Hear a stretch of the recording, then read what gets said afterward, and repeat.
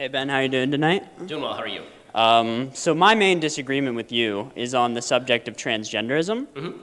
And what I've seen in the past is that you said one of your principal objections to the transgender movement is that you think accepting them into society won't necessarily help solve their problems. Is that like a fair characterization of what you say? No, I mean, I think that I don't think it's fair in the sense that I think everybody should be treated with a certain level of dignity. But what I have said is that I don't think that the high transgender suicide rate is attributable to societal intolerance. Okay, so I sort of disagree with, or I don't think the empirical evidence necessarily says that. I've seen studies from UCLA that have drawn different conclusions, but I realize if we disagree on the empirical evidence, not much can be resolved here tonight. So assuming that it would help to accept them more into society, would you change your position on transgenderism?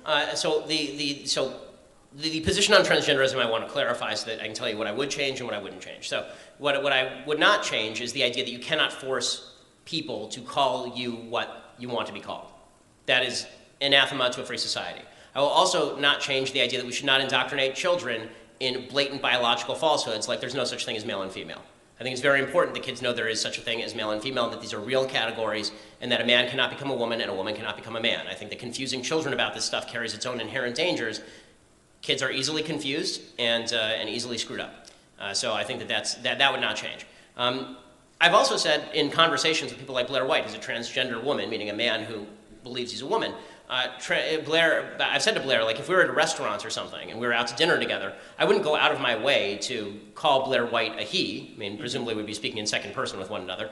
But at the same time, like for the same reason that, you know, there are people in my life who do lots of things that I disagree with, and I don't feel it necessary to launch a conflict on the basis of that every time we meet. But that's a different thing than what the transgender rights movement is saying. What they are saying is that society should cram down on people perceptions about biology that are false, that we should treat it as bigotry if you use the actual biological pronouns for people. This is a form of bigotry and hate, which is nonsense. It's just something you don't like. There are lots of things I don't like. It doesn't mean it's a form of bigotry and hate. And that's where I stand on this. So again, I think that we should try to treat people with as much civility as possible. And in my position as a public figure, you know, I am very often speaking on the general kind of issue. I'm not speaking on one-to-one, you know, out to lunch or something. That's a little bit of a different thing. You know, when my child is 4.5 years old, right? She comes to me and she will say, "Dad, I drew a picture. Do you think that it's good?" And the answer is yes. I mean, I love my daughter. Sure, the picture is great. Now, is that, if I'm an art critic, is that going to change my definition of good or art? No. I mean, if I were the art critic at the New York Times and I were reviewing my daughter's picture, I'd say this is garbage. It's not good at all, right? I mean, but my public position is that I am the art critic at the New York Times discussing issues of public importance and public policy. I don't think that it is the responsibility of other people to protect your fragile mindset. With that said, if people wish to do so out of a certain level of sympathy, I certainly don't think there's anything wrong with that. I mean, if you want to, in interpersonal connections, do that. But I think that teaching kids, as we are now being told, teaching kids that they must use preferred pronouns, or that men can become women, women can become men, sex doesn't exist, as a recent op-ed in the New York Times said, that's asinine, anti-scientific, and counterproductive. Okay, thank you.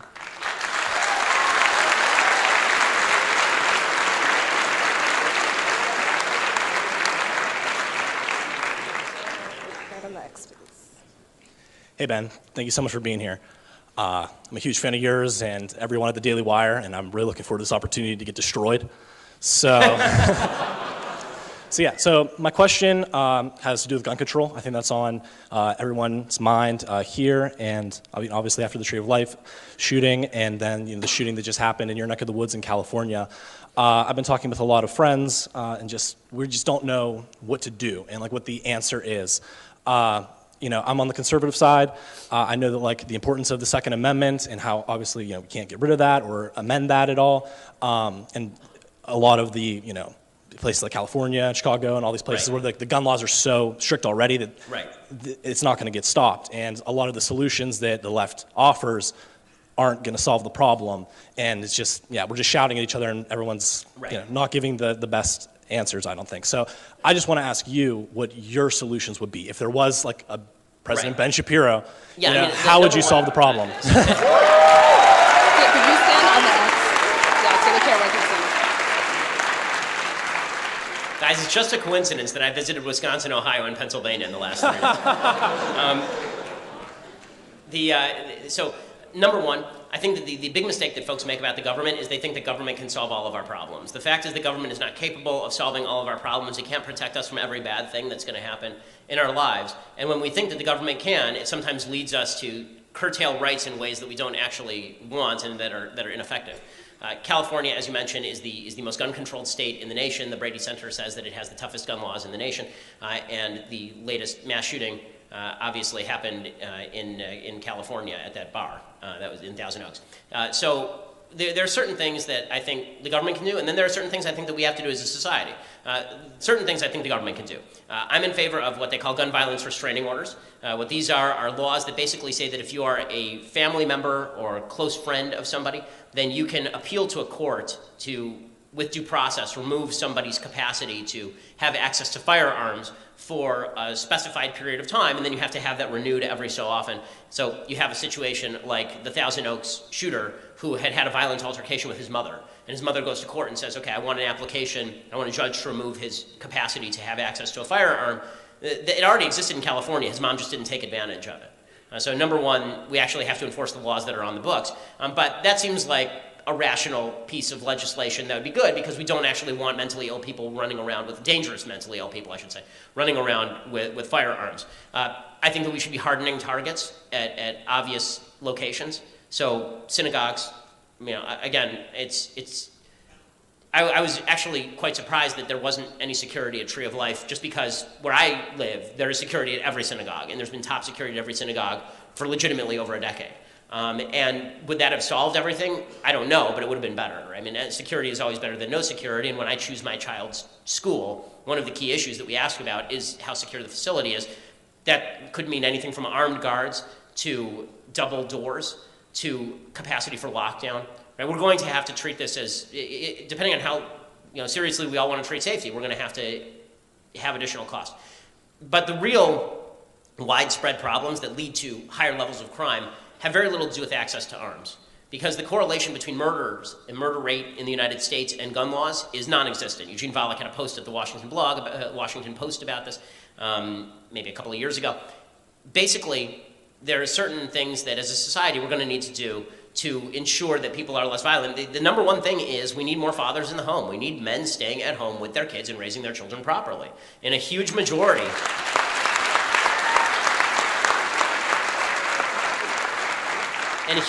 I mean, almost virtually unanimous of these mass shootings. The mass shooter was somebody who did not live with a biological father at home for most of their childhood. That's a serious problem, and that links into broader issues about crime and how we quash crime. It's also necessary to note that school shootings, for example, have been on a downward trend since the mid-90s. So a lot of this has to do with additional media attention. We in the media can do a lot of good work by not mentioning the names of shooters. Right? You see that a lot of the networks will mention the names of shooters. There's good social science to suggest that's a terrible idea, that shooters are looking for publicity, and this is we at Daily Wire don't do it. We stopped doing it back in February after Parkland. So I would urge other media outlets to do the same. Obviously, we weren't the first to do it. We should have done it earlier. The same thing is true when it comes to general coverage of mass shootings. Blanket coverage of mass shootings is actually what mass shooters want. There's a case to be made that while we ought to cover mass shootings, we ought to cover it with less open blanket coverage and hysteria, simply because you are actually incentivizing people to get publicity by doing this sort of thing. In the past, Malcolm Gladwell basically says there's been a tipping point at which people who are not completely mentally ill have decided that it's worthwhile to go do this sort of stuff for publicity. And the only way to cut back on that is by us to voluntarily, as a society, start cutting back on the amount of publicity we give to shooters. Thank you.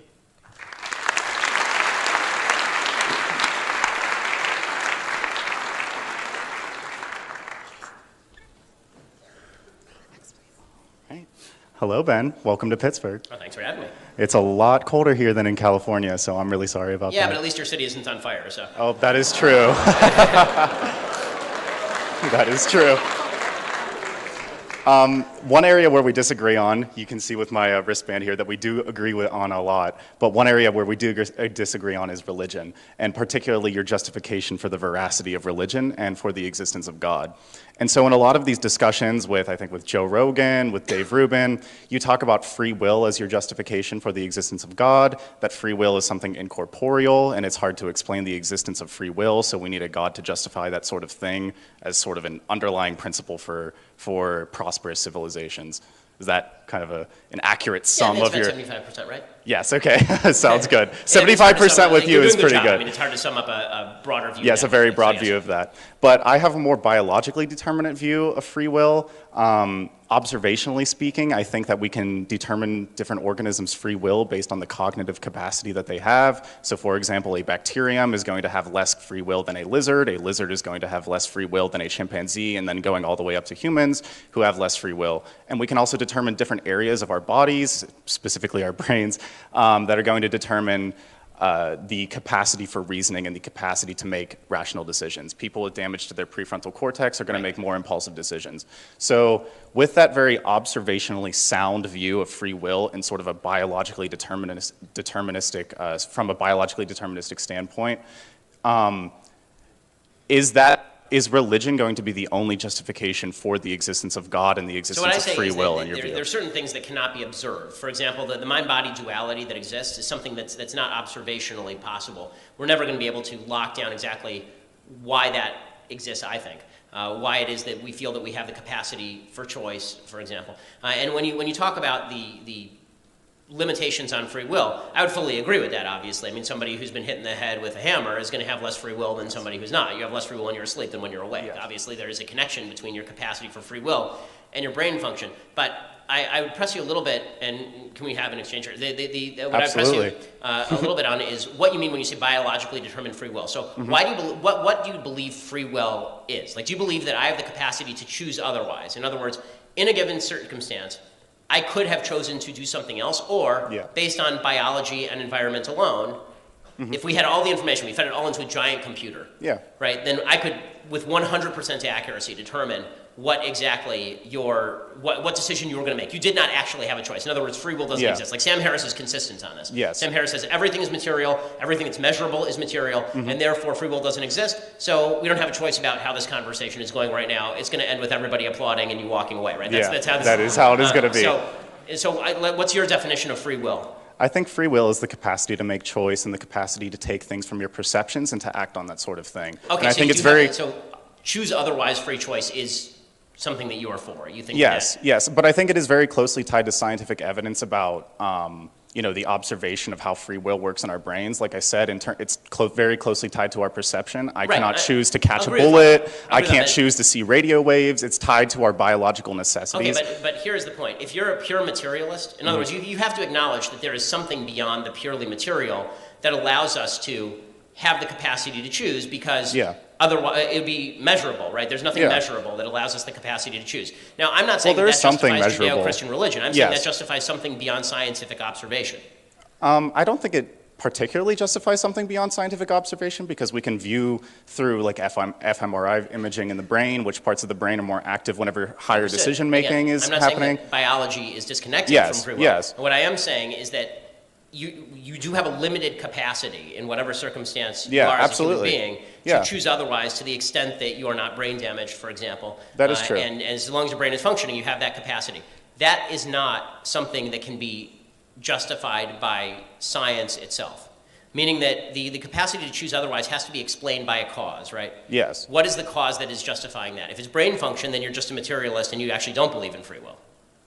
In terms of brain function, I do think that our brains act on a continuum in terms of how they grapple with free will and grapple with these choices. So, you had said that if you were hit with a hammer, you would have less free will than someone whose head wasn't hit with a hammer. Right. I think if the negative is true, then that definitely can show us that the positive can also be true as well.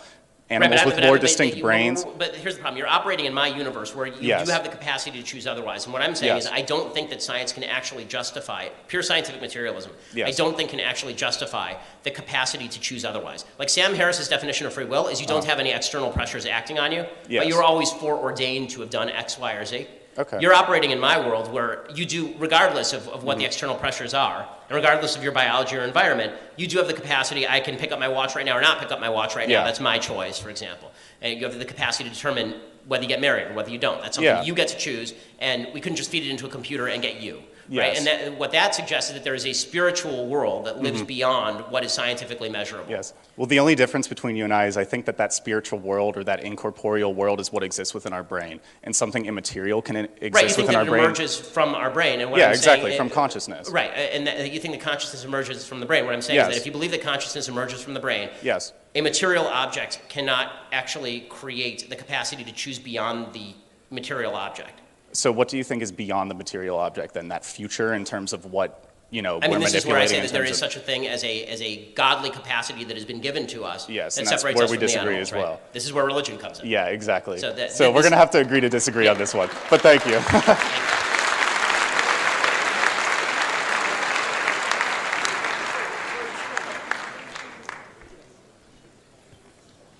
And just FYI, I have like nearly an entire chapter in my new book on exactly this. So if you like this sort of thing, and those of you who are still awake, you can buy the book next year. Hi, I have a question about a tweet you made where you said renewable energy was the dumbest phrase since climate change. And the first law of thermodynamics states that energy in a system can't be created or destroyed for an internal system, but the Earth isn't a closed system. We get energy from the sun. The wind's never going to stop blowing. So I was wondering if you'd be willing to retract that statement, or if well, I mean, it's not, generally, what's I mean, your? I mean, look, it's a tweet, and it's mostly a joke. It is true, and that's fine. I mean, I'm sort of used to having people taking jokes from 2012 and asking me about them. You know, the fact is that there is, I mean, we're not a non-open system, meaning at some point the sun will burn out, obviously, right? The winds will stop moving at some point. The question really, and what I really meant by that is that the renewable energy that we're talking about, you know, that we can actually use right now, is not renewable in the full sense, meaning that if you want to create windmills, this is a large process to create a windmill that requires mining and requires fossil fuel usage to create all of that. And the same thing is true with solar energy. Making panels on solar energy to process solar energy is a very labor-intensive and resource-intensive thing, right? So the kind of idea of renewable energy is though, you know, solar power is less expensive or less damaging to the environment. That may be true to a certain extent, but not to produce the same amount of power. So the point that I was making is that when it comes to, obviously a joking point, when it comes to comparing sources of energy, what you really have to take into account is the cost to the environment, the cost to human beings in producing that energy, and this idea that there's this chimerical renewable energy out there that we snap our fingers and it's ready right now. The only way that's true is basically with nuclear energy, which the left also doesn't like very much. So that was the larger point. Is it kind of a dumb point on Twitter? Sure, it's kind of you want me to? Sure, it's a dumb point on Twitter.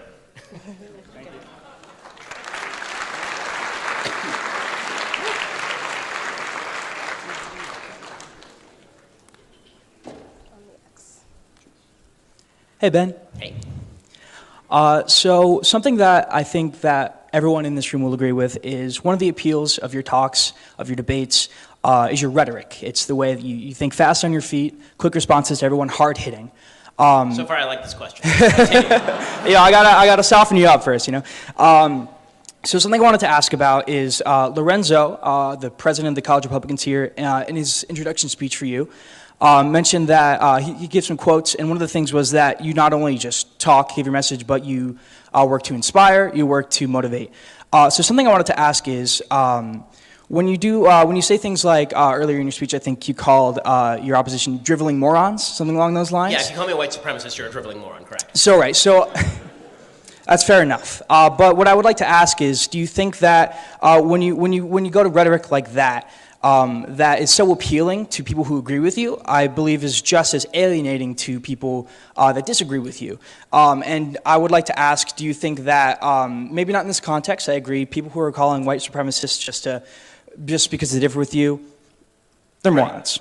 But do you think that in a broader context, or in maybe specific contexts in your past, Do you think that this hurts your message? Do you think that people in Sure, the middle? yeah, absolutely. I mean, it's something that I've been trying to get better at over time. As you get older, you try to become a better person.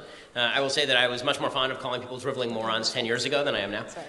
But with that said, the reason that it is appropriate in this particular context is because I can't even have a conversation with you. If you're going to call me a white supremacist, and if that alienates people who think I'm a white supremacist, I really don't care. Because if you think I'm a white supremacist, I'm not interested in having a conversation with you because you are, technically speaking, a driveling moron. So it really does. But you're right that it's context dependent, meaning that there are times, I mean, Twitter is a place for, kind of food fights. And so there are a lot of tweets where I've called people names. And there are cases where I've gone back and I've actually gone back and apologized to people and said, that was really over the top. There's no reason for me to have done that. I've gotten together with people and tried to, apologize for doing that. I think it's what you try to do as a person who tries to get better at what you do every day. I try to, listen, I think punching back at bad ideas is really important, and punching back at bad people, which includes people who mislabel me deliberately. That's even more important for me. But you have to be tactical about where you're using your punches, and I think obviously overbroad application of insults is not particularly useful. Sure. Thank you.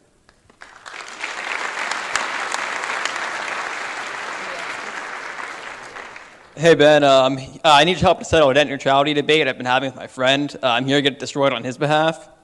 So in a lot of smaller local areas, there's really only one, maybe two ISPs in the area, which essentially makes them a natural monopoly because the infrastructure costs way too much to invest in it.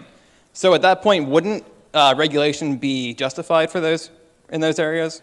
Well, I mean, it depends on whether the natural monopoly is also able to crowd out anything else, meaning that I'm not actually against natural monopolies. What I'm against is government-enforced monopolies. So, it's not the phone company's fault that you decide to live in the middle of nowhere. And the idea that they are obligated by law to not make money off you living in the middle of nowhere when it costs them more money to bring you that cable is strange to me. And also the idea that the phone company could charge you $1 million a year for your phone cable, but no one would ever try to figure out another way of generating a phone cable to your house that you're paying $1 million a year for. I find that difficult to sustain. I'm not a big fan of the idea of antitrust generally. I think that antitrust is too broadly applied, and that seems to be the case when it comes to internet service providers as well. Again, I see the argument for net neutrality, but it seems to me that it's big corporations on one side fighting big corporations on the other. People are neglecting that there are a lot of big corporations that like net neutrality because they believe that it's going to give them an advantage in preventing new internet service providers from privileging other sites over theirs or allowing startups to compete on even footing with big companies like Google. For example, there's a reason Google was in favor of net neutrality. There's a reason Netflix was in favor of net neutrality because grandma who doesn't use Netflix is paying for Netflix, basically. Because of the redistribution of rates. So that's the basic argument against net neutrality is you'd have to show me why the internet supposedly sucks so much in an era without net neutrality. I was told everyone was going to die when it went away. The bodies were going to be stacked like cordwood in the streets. And I have not seen any of that. The internet seems to be working just fine. Everybody's getting their porn. Everybody's happy. So what's the problem?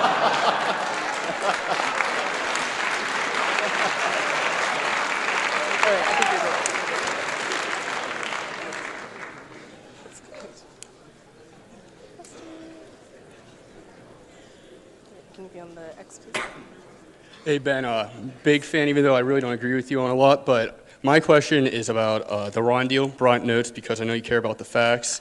I was wondering, I've watched a lot of your videos, and you seem to offer this idea that the Iran deal was this terrible deal, but you really don't offer any real alternative. Do you just want to go back to putting on sanctions on Iran, which really hasn't worked for the last 4 years, and they've continued to be aggressive in the Middle East? Even the way we agreed to a nuclear deal is we decided that the best way to switch our competition with Iran was from neutralizing them from gaining nukes to moving to more conventional fields in Syria, in Lebanon, and whatnot. And the deal seems pretty good. Iran can't get nukes for 10 years. Okay, so I'll explain why I oppose the Iran nuclear deal and all of the flaws with it, but we only have a certain amount of time. So I warn you, because I could go for a couple of hours on this. The Iran nuclear deal was pressed under false auspices by the Obama administration, which openly lied. Ben Rhodes has admitted this. He says that they basically lied to the press by saying that there was a moderate regime that had taken power with Hassan Rouhani in Iran, and this offered us a new gateway, a new pathway to negotiation. That was an absolute lie. Hassan Rouhani is still run by the Ayatollahs,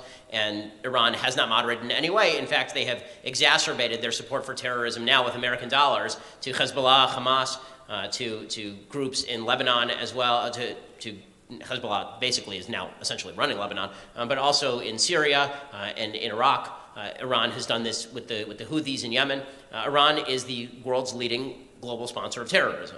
And the Obama administration lied and said that they were moderate. This is not true, or that they were moderatable or moderating, which is also not true. And to that end, Obama basically allowed Iranians to get slaughtered in the streets in 2009 with virtually no protest, because he wasn't willing to strengthen sanctions in any serious way against Iran.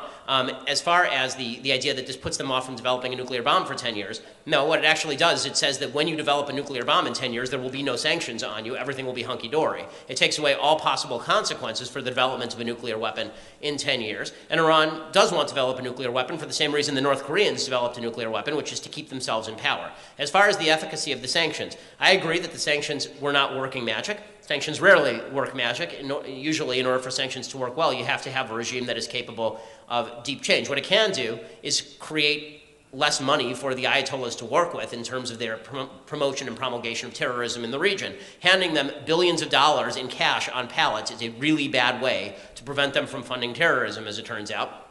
Also, when it comes to what sanctions would do, there's an enormous amount of unrest in Iran right now that people are failing to cover. Right? The fact is that there are protests on a rolling basis in Iran because Iran's economy is stagnant and has been stagnant for a long time. Enriching the economy of Iran is not a way for people to get rid of the Ayatollahs.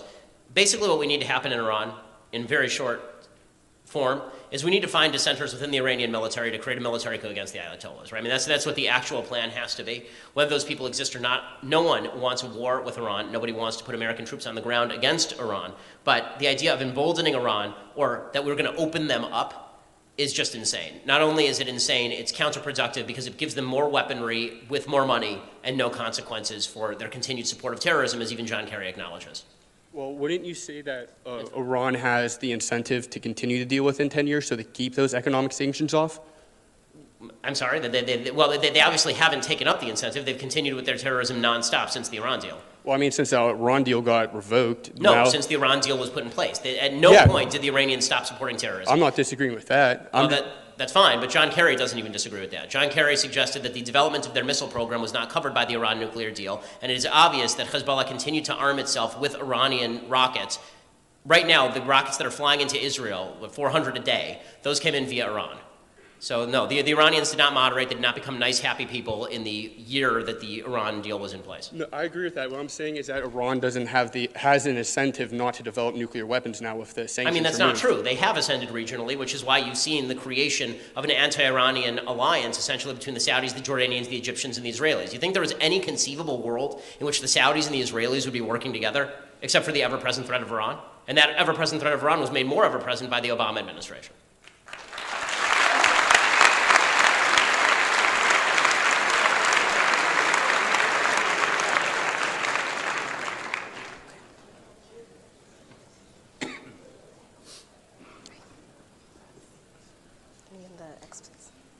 Hey, how you doing, Mr. Shapiro? Hey, how's it going? So you mentioned intersectionality and leftists not allowing you to give your input in issues when you don't reflect the community affected.